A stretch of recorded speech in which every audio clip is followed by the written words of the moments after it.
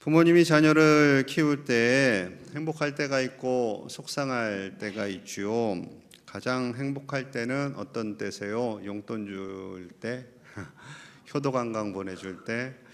물론 그럴 때도 좋겠죠. 그런데 부모님의 은혜를 알고 감사할 때, 그때가 아닐까 생각합니다. 그 수고와 헌신을 알고 감사하는 것, 그것만 해도 큰 감사죠. 제가 전임 사역하면서 이제 첫 살에 탄 걸 가지고 부모님께 식사 대접을 했더니 그렇게 감사를 하시더라고요. 뭐 특별한 것도 아니고 부모님이 저에게 해주신 엄청나겠죠. 먹이고 입히고 공부시키고 투자라면 투자라고 할 수 있을 텐데 그거 대비 그 식사 한 끼는 너무나도 작은 건데 감사하시는 것을 보고 제 마음이 짠했습니다. 부모님이 자녀를 키울 때 속상할 때가 있죠. 그거는 자녀들이 부모님의 그 은혜를 몰라줄 때, 오히려 화를 낼 때, 왜 나를 낳았어요?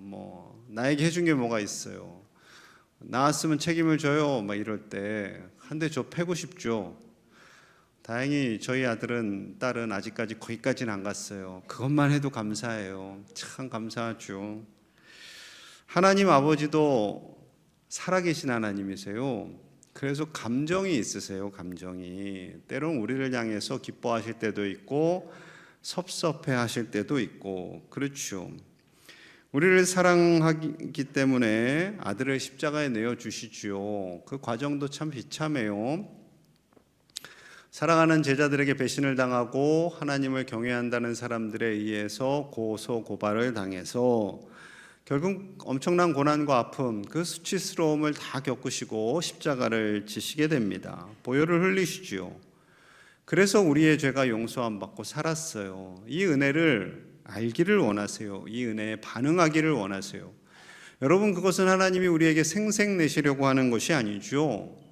이 은혜를 알고 이 은혜를 간직하고 늘 감사하며 살아가는 사람만이 하나님의 자녀가 되기 때문에 그렇습니다. 조금 구체적으로 알아볼게요. 자, 하나님의 은혜를 알기 위한 1단계는요, 죄에 대한 깨달음입니다. 우리가 죄인임을 먼저 알아야 돼요. 죄인 단어를 딱 들으시면 여러분 어떤 생각이 드세요? 아, 그놈. 내지는 TV에 나오는 사람, 이런 사람들이죠. 그 생각하지 말고 그걸 딱 머리에 지워요. 그 생각은 다 지우시고 나를 생각하세요. 나를. 자, 10절에서 12절 봅니다. 기록된 바 의인은 없나니 하나도 없으며 깨닫는 자도 없고 하나님을 찾는 자도 없고 다 치우쳐 함께 무익하게 되고 선을 행하는 자는 없나니 하나도 없도다. 여러분 아멘이십니까? 아닌데요, 나는 하나님을 찾는데요. 아니에요. 하나님이 우리를 찾아오셨기 때문에 우리가 하나님을 찾을 수 있는 거지, 하나님이 우리를 찾아오지 않으시면 우리는 도무지 하나님을 찾을 수 있는 존재들이 아닙니다. 의인은 없어요. 하나도 없다고 생각하십니까, 여러분? 여러분, 교회 오면 난 교회 가면 늘 나보고 죄인이래 해서 가기 싫다고 하는 분들도 계시고 그렇죠. 그런데 교회 일반적으로 오시는 분들은 스스로를 죄인이라고 생각을 해요. 오늘 장로님 기도하신 것처럼. 안 그러신 분은 아마도 제 생각엔 없으실 것이라 생각을 합니다. 인정은 하기 싫어도 추상적으로나마 인정을 좀 하시겠죠. 부담스러운 말씀이 있어요. 13절에서 17절 말씀 읽으면 아마 분위기가 차가워질 겁니다. 그래도 읽어보겠습니다. 그들의 목구멍은 열린 무덤이요 그 혀로는 속임을 일삼으며 그 입술에는 독사의 독이 있고 그 입에는 저주와 악독이 가득하고 그 발은 피 흘리는데 빠른지라 파멸과 고생이 그 길에 있어 평강의 길을 알지 못하였고. 우리 인간들의 삶 속에는 우리의 입술, 손과 발, 모든 것이 죄된 인생이다라고 말씀하십니다. 여러분, 동의를 하셔야 돼요. 다른 사람 보지 말고, 다른 사람 생각하지 말고, 나에게 상처 주고 아픔 준 그 사람 생각 주지 말고 그냥 나만 생각하자고요. 나의 모습이 이러하다니까요. 이 모든 죄악의 정점은 전쟁이죠. 전쟁. 탐욕에 의해서, 인간의 탐욕입니다. 세계대전, 1차 대전, 2차 대전 보면 인간의 탐욕이에요. 탐욕에 의해서 인간을 죽이죠. 수많은 무기들, 총들 왜 만들어요? 아름답게 포장하면 보호하려고 만들죠. 그런데 자신을 보호하기 위해서 누군가를 또 죽여야 되죠. 하긴 인정은 합니다.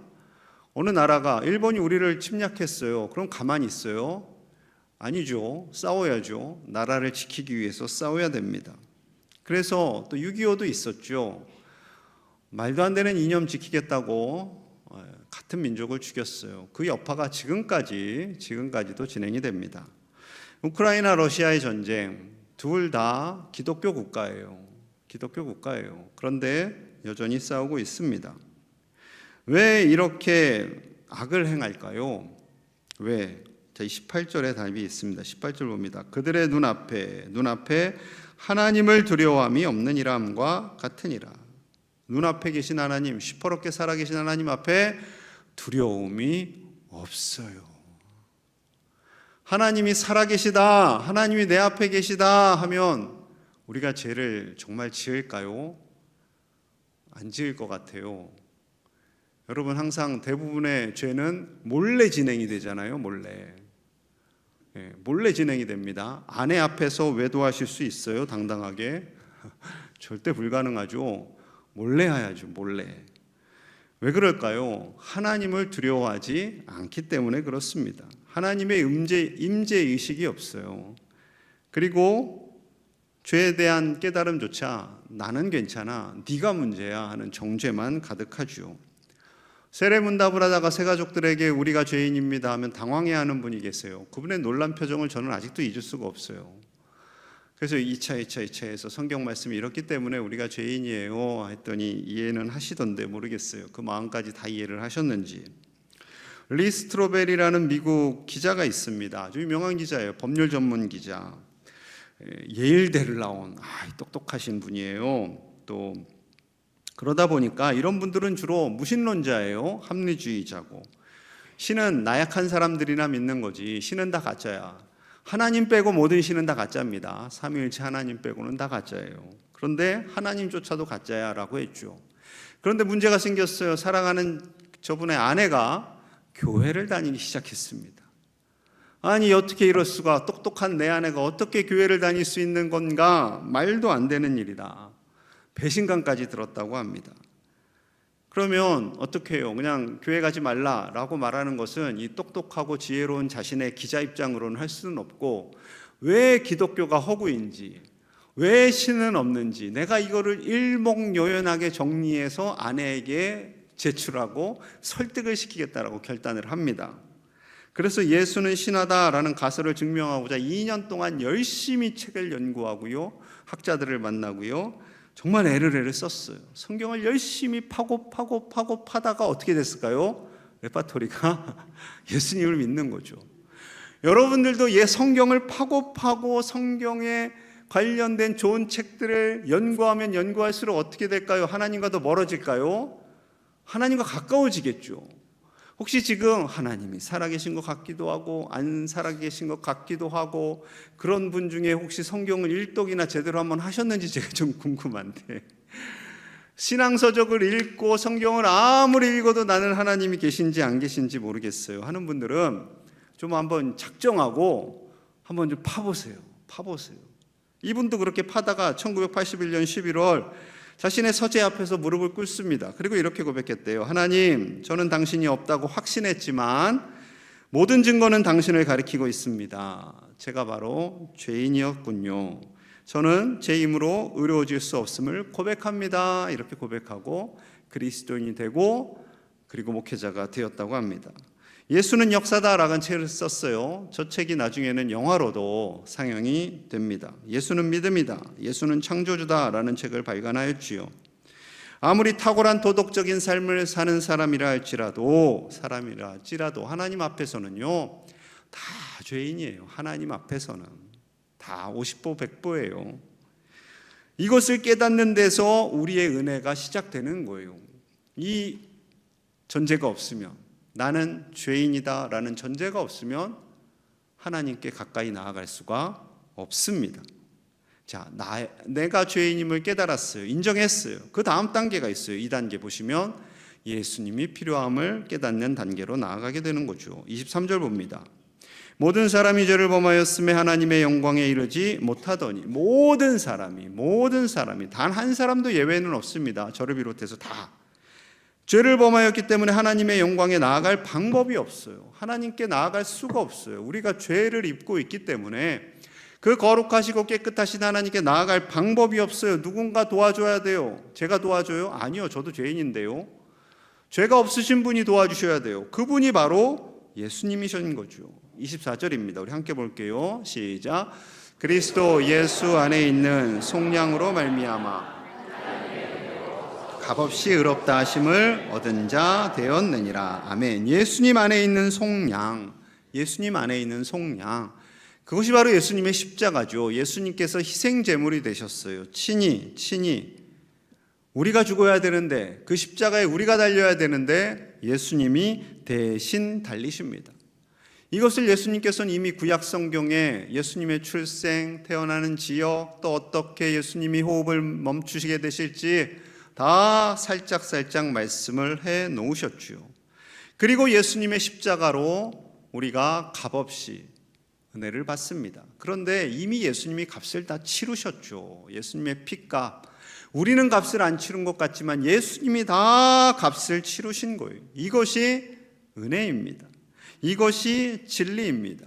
이것이 우리를 살게 하는 힘과 원동력이 되는 거죠. 여러분, 이 말씀은 예수님께서 내가 너희를 위해서 힘들게 죽었어, 알아? 이거 말씀하시는 것이 아니에요. 이 진리를 아는 것이 기독교고, 이 진리 안에서 우리가 살기 때문에 우리가 그리스도인이 된 것이고 하나님의 자녀가 되었음을 말씀하고 있는 거죠. 이 놀라운 변화, 죄인에서 의인이 된 놀라운 변화, 이 놀라운 은혜임을 알고 깨닫고 살기를 원하시는 거예요. 요한복음 16장 33절입니다. 함께 볼게요. 시작. 이것을 너희에게 이르는 것은 너희로 내 안에서 평안을 누리게 하려 함이라. 세상에서는 너희가 환난을 당하나 담대하라, 내가 세상을 이기었노라 하시니라. 아멘. 세상을 이기었다라고 말씀하십니다. 누가요? 예수님이 2000년 전에 그 십자가로 세상을 이기었다. 이 진리를 알면, 이 은혜 안에 빠지면 우리가 참 평안을 누리게 돼. 이 평안은 세상이 주는 것이 아니야. 세상의 돈이 주는 것이 아니야. 성공이 주는 것이 아니야. 오직 예수님 안에 이 평안이 있단다라고 말씀하시는 거죠. 여러분, 어떻게 2025년 8월을 살만하십니까? 힘드신 분은 안 계세요? 마음을 열고 보면 안 힘든 것 같아도 나름의 다 각자 고민도 있고 불안도 있고 염려도 있고 근심도 있고, 저도 조금 있어요. 우리 애들이 평생 하나님을 떠나지 말아야 할 텐데, 우리 교회를 잘 섬기려면 제가 건강해야 할 텐데, 뭐 이런 조금씩 있죠. 아마 없는 분들은 없을 거예요. 그런데 그 모든 염려와 불안이 평안해질 수 있는 방법은 주님의 은혜라는 거죠. 은혜. 다른 은혜가 아닙니다. 십자가의 은혜. 그 십자가의 은혜. 십자가의 은혜만을 온전히 깨닫고 누리는 사람만이 이 세상에서 담대하게 평안을 누리며 살 수 있다라는 것이지요. 세계 2차 대전 당시 폴란드에 아우슈비츠 수용소가 있습니다. 유명한 수용소죠. 1941년 7월에 죄수 한 명이 탈출을 했어요. 그런데 말도 안 되는 원칙이 있었어요. 누군가 한 명 탈출하면 누군지도 모르는 10명이 죽어야 한다라는 말도 안 되는 원칙이 있었어요. 한 명이 탈출했으니까 10명을 이 수용소장이 이름을 부릅니다. 그냥 랜덤으로 마구잡이로 불렀어요. 누구. 그러다가 10번째 프란치셰크라고 부르자 이 남자가 절규하기 시작합니다. 나에게는 아내와 아이들이 있습니다. 제발 살려주십시오. 그랬어요. 그러자 그가 울며 부르짖을 때 한 남자가 일어나서 나가요. 막시밀리안 콜베 신부님입니다. 그가 말해요. 제가 저 사람을 대신해서 죽겠습니다. 저는 늙고 병든 사제라 쓸모가 없지만 저 사람은 아내와 자식들이 있습니다. 그러자 그 주변이 조용해졌겠죠. 그리고 웅성거립니다. 이해가 안 되는 일이 벌어진 거예요. 잘 알지도 못하는 사람을 위해서 대신 죽겠다고? 아니 어떻게 그게 가능한가? 수용소장은 입가에 웃음을 먹어먹겠죠. 그래 한번 해봐라. 그래 한번 네가 죽어봐라. 그렇게 됩니다. 그래서 결국 10명이 감방에 들어가는데 그 당시에 10명이 어떤 방식으로 죽냐면요, 그냥 굶겨 죽이는 거예요. 아사형. 그 사람들을 위해서 가스도 아깝고 총알도 아까우니까 그냥 감방에 넣어놓고 내버려 두는 겁니다. 굶겨 죽입니다. 이 불안해하고 떨고 있는 사람을 위해서 신부님이 찬양을 하고 기도를 해주고 위로를 해줍니다. 2주가 지나자 7명이 죽었어요. 3명이 살았어요. 그 중에 신부님도 있는데 결국 독극물 주사를 맞고 돌아가십니다. 신부님은 순교하신 거죠. 결국 이 프란치셰크 10번째 그 인물은요 살아납니다. 살아나요. 전쟁이 끝나고. 그리고 이 콜베 신부님의 사건을 이야기하는 거죠. 신부님이 나를 대신해서 돌아가셨습니다. 나를 대신해서 죽었습니다. 그래서 제가 살아있습니다. 저는 그분께 생명의 빚을 졌습니다. 그래서 알려지게 됐죠. 그리고 이제 오늘날 아우슈비츠 수용소에는 저렇게 순교 기념비가 있다고 합니다. 이 신부님의 희생, 예수님께서 우리를 하신 일의 작은 모형이 되는 거예요. 우리가 십자가에서 죽어야 되는데 예수님이 내가 대신 죽을게 하신 거예요. 제일 쉽게 말씀드리면 그겁니다. 내가 대신 죽을게. 예수님이 피를 흘리신 거죠. 그것은 전적인 사랑이에요. 전적인 사랑, 충격적인 은혜이죠. 여러분, 이 은혜와 사랑을 우리가 알면, 이로 말미암아 우리가 하나님의 자녀가 되었다는 사실을 알면 우리는 세상에서 조금 두려움이 있고 걱정이 있고 염려가 있다 할지라도 평안할 수 있고 담대하게 이겨나갈 수 있는 것이지요. 여러분, 하나님의 은혜를 아실 수 있기를 간절히 소망합니다. 우리가 죄인이었고 이 죄된 우리를 살리시기 위해서 예수님이 십자가에서 그 모든 보혈을 흘리셨음을, 다른 사람을 위해서가 아니라 나를 위해서 흘리셨음을 확고히 아시고 은혜를 누리시기를 축복합니다. 그 다음 단계가 있어요. 이 십자가의 은혜를 나의 것으로 만들기 위해서는 믿음의 단계로 나아가야 됩니다. 여기가 참 어려워요. 자, 27절 볼게요. 시작. 그런즉 자랑할 때가 어디냐? 있을 수 없느니라. 무슨 법으로냐? 행위로냐? 아니라 오직 믿음의 법으로니라. 오직 믿음의 법. 어떠한 행위로도 될 수 없다라는 거죠.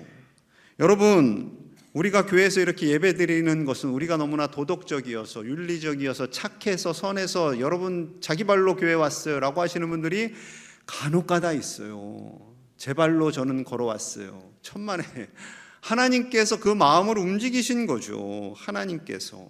그래서 우리는 자랑할 것이 없어요. 태어나면서부터 우리 교회 다니신 분들 굉장히 자랑스러우시지요. 그거 너무 자랑스러워하지 마세요. 우리가 헌금을 많이 했고 봉사를 많이 했고 그것도 자랑스러워하지 마세요. 우리 교회가 광야급에서 가장 큰 것도 자랑스러워하지 마세요. 여러분, 그 자랑스러움은 죄의 길로 갈 수 있어요. 위험해요. 여러분, 좋은 예배당, 교인의 수, 많은 연봉, 성공, 이것이 우리를 구원을 얻게 하는 것이 결코 아니지요. 한국교회 세속화가 되었어요. 중세시대도 마찬가지였죠. 중세시대 이제 로마의 국교가 기독교가 됐어요. 그러면 그 많은 사람들이 다 예배당에 들어와 예배를 드려야 되니까 대형 예배당을 짓습니다. 수백 년간 지어요. 지금은 어떻게 됐어요? 관광객만 바글바글 하죠. 예배 드리는 사람은 별로 없어요. 여러분, 한국교회도 세속화가 되고 있어요. 예배당을 엄청나게 화려하게 짓죠. 막 서울에 가보면 입이 쩍쩍 벌어지는 예배당들이 있습니다. 있어요. 예배당도 물론 잘 짓고 거룩함과 신실함도 함께 유지해 간다면 참 좋겠지요. 참 좋겠지요. 어느 교회 다니세요? 영락교회 다닙니다. 사랑의 교회 다닙니다. 목에 그분들의 힘이 들어가요. 작은 교회 다녀요. 작은 교회가 어디 있어요? 다 교회 이름이 있는데. 여러분, 우리가 믿음을 가지고 살아갈 때 하나님의 은혜가 깨달아지는 거죠. 하나님의 은혜, 십자가를 아무리 얘기해도 난 잘 모르겠어 하시는 분들은 정말 기도하셔야 돼요. 심각하게 기도하셔야 돼요. 심각하게. 예수님의 그 십자가 사건과 내가 죄인이라는 것이 별로 느껴지지도 않고 믿어지지도 않는다면 정말로 오늘부터 열심히 기도하셔야 됩니다. 그 은혜가 믿어지게 해달라고, 그 은혜를 깨닫게 해달라고 기도하셔야 돼요. 이것은 전적인 믿음으로 알 수 있는 거죠. 그렇기 때문에 28절에 다시 한번 강조를 하십니다. 28절 봅니다. 그러므로 사람이 의롭다 하심을 얻는 것은 율법의 행위에 있지 않고 믿음으로 되는 줄 우리가 인정하노라. 믿음으로 되는 줄 인정하노라. 오직 믿음, 오직 믿음.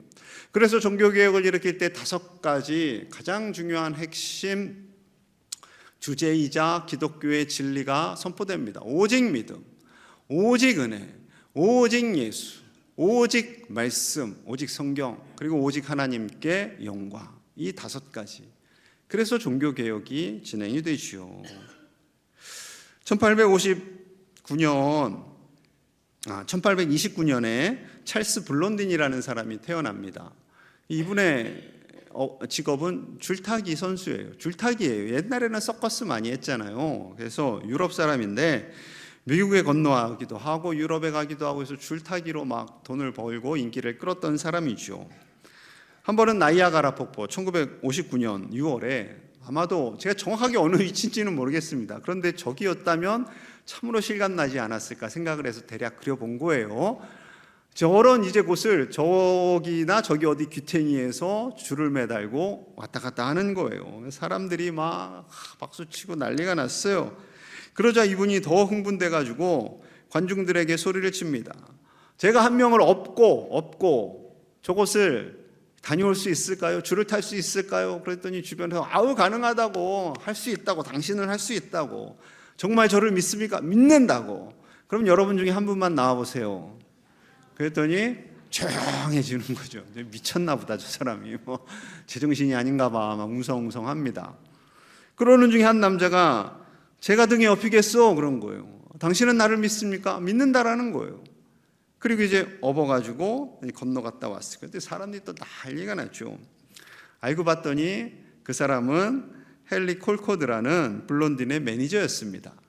에이, 속임수구만. 물론 속임수라고 생각할 수도 있어요. 그런데 여러분, 물론 열심히 훈련도 했겠죠. 열심히 업혀갖고 줄도 타봤겠죠. 그런데 그의 생명을 이 블론딘에게 맡기지 않으면, 이 사람의 줄타기 실력을 믿지 않으면 죽는 거예요. 죽는 거예요. 이건 단순히 속임수라고 하기는 어렵겠죠. 그를 믿지 않으면, 내가 너를 믿을게, 그래서 내가 너의 등에 올라탈게 하지 않으면 불가능하다라는 거죠. 마태복음 14장에는 폭풍 속에서 고통받는 제자들에게 예수님께서 빠르게 달려가십니다. 갈릴리 호수에 풍랑이 일었어요. 배가 막 뒤집혀지려고 합니다. 근데 예수님께서 막 오시니까 제자들이 얼마나 놀랬겠어요. 귀신이다. 근데 이제 예수님을 밝혔어요. 그랬더니 또 이 열정 많은 베드로 사도께서 저도 걷게 해주십시오. 오라. 조금 걷다가 빠지게 됩니다. 여러분, 여기서 이제 영화 같은 거 보면 슬슬 물에 빠지는 거 생각하시는데 그렇지 않아요. 훅 빠진 겁니다. 훅 물에. 자, 31절 같이 볼게요. 시작. 예수께서 즉시 손을 내밀어 그를 붙잡으시며 이르시되 믿음이 작은 자여 왜 의심하였느냐 하시고. 아멘. 즉시.